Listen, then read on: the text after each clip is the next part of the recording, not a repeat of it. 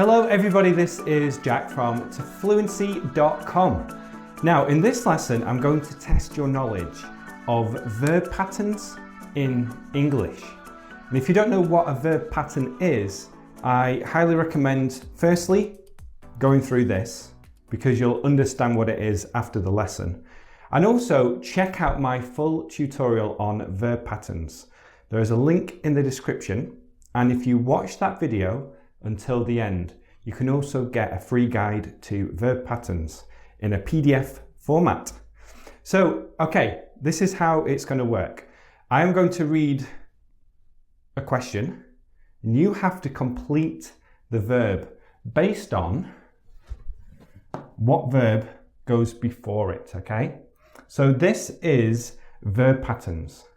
It's a really important element of English, especially if you want to increase your accuracy when speaking. Okay, and then at the end of this, please let me know in the comment section how well you did. Tell me how many you got right and which ones you got wrong. Okay, are you ready for number one? Here it is. I bloody hate something my taxes, and use the verb to do. I bloody hate something my taxes. Okay, 3, 2, 1. It is doing. I bloody hate doing my taxes. Now this word, bloody, is informal in British English, and I made a lesson on 5 British English expressions. Again, I'll leave the link in the description. But this really just emphasizes, it gives it more strength. I bloody hate doing my taxes. It gives it more emphasis, makes it stronger. And you'll notice we really put the emphasis on this when we speak. I bloody hate doing my taxes.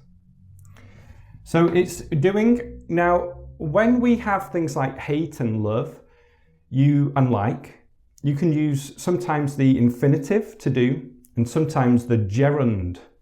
This is a gerund, ing. I bloody hate doing my taxes. And just to say, in this case, it is the ing form.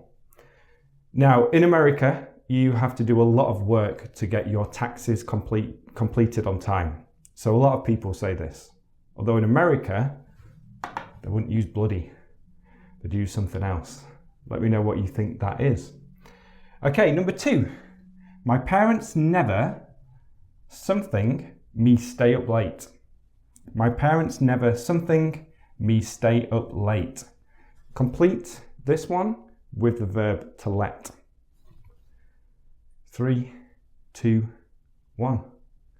My parents never let me stay up late. So this is an example of a verb pattern that doesn't have the full infinitive or the gerund. Instead, we just use that base form. My parents never let me stay up late. Another example of this is make. Make me do it. Make me do it. Or you can say, let me do it. Let me do it. So this one sometimes is a little bit tricky. But again, it's an important part here to know that we don't use to let or letting. My parents never let me stay up late. That's not true in my case. Number 3, I don't something playing football. Is this enjoy or want? I don't something playing football. Enjoy or want. 3, 2, 1. It is enjoy. So after the verb enjoy, we always use the gerund. I don't enjoy playing. I enjoy doing it. I enjoy making these lessons. I enjoy standing up when teaching. Always the gerund, the ing form, after the verb enjoy. And we know we have to use enjoy because the gerund right here. Okay, number 4. he's finally stopped something, and use the verb to smoke. He's finally stopped something, use the verb to smoke. 3, 2, 1. He's finally stopped smoking. He's finally stopped smoking. So this means he's finally quit smoking. He's given up smoking. And when we use the gerund form, that's how we use it, to stop doing something. Now, sometimes after the verb stop, we can use the infinitive, and this has a different meaning. And an example people like to give is, I was driving and stopped to answer the phone. I was driving and stopped to answer the phone. So this means you stop to do something else. But in this case, he's finally stopped smoking. It means he's finally given up smoking. Okay, number 5. This one, I see a lot of mistakes, okay? So think about this a little bit. I want you something it. I want you something it. Use the verb to do. 3, 2, 1. I want you to do it. I want you to do it. Okay? So this might sound strange if you translate this into your native language, especially if you're from Spain or South America and speak Spanish. But this is how we say this in English. I want you to do it. I want Paul to do it. I want her to do it. So this is the whole structure of the sentence. And going back to this example, okay, I don't want to play football. I don't want to play football. So after want, we have to do.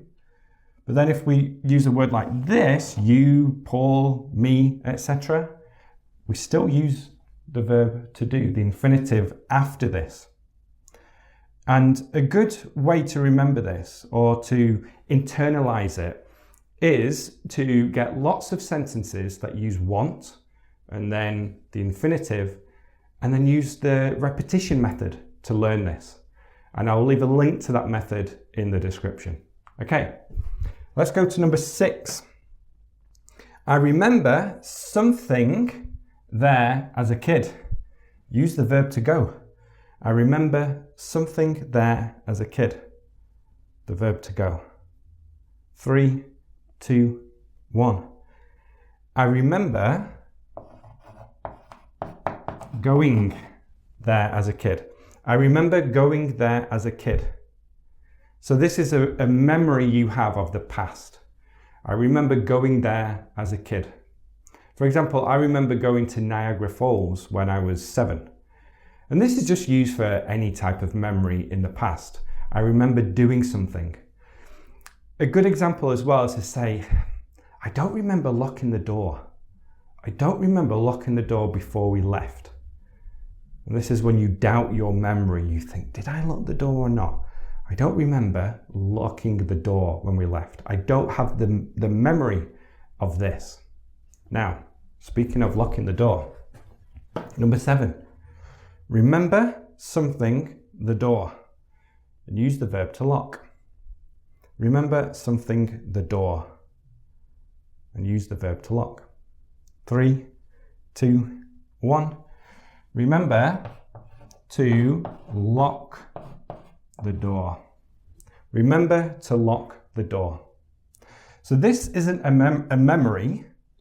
Instead, it's using that imperative command. Remember to lock the door.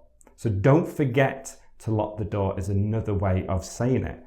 So it just depends when we are using the verb remember, what you want to say, what you want to get across, if you're going to use going or to lock. And there are a few of these in English, for example, stop as well. Stop to do it, stop doing it. They have a different meaning depending on which one that you use. Okay, so in the comment section below, tell me how well you did. How many of these did you get correct? So please leave a comment and tell me how you did. Now, like I said before, I have a full tutorial on verb patterns So go into the description to find the link for that, and there's a free download for that. And then also know that I have created, I think 35 or 40 sentences based on verb patterns inside the To Fluency program. So this is where you can download digital flashcards so that you can get the repetition you need to internalize these types of structures. Because just knowing the rules isn't going to help you when it comes to speaking. But if you get lots of repetition, then you'll be able to say this naturally when having conversations, and you'll be able to use these in a flexible way. Okay, so I'll leave a link to that in the description too. Okay, thank you so much for watching this video. If you want another quiz, then click one of these videos that are going to come on your screen now.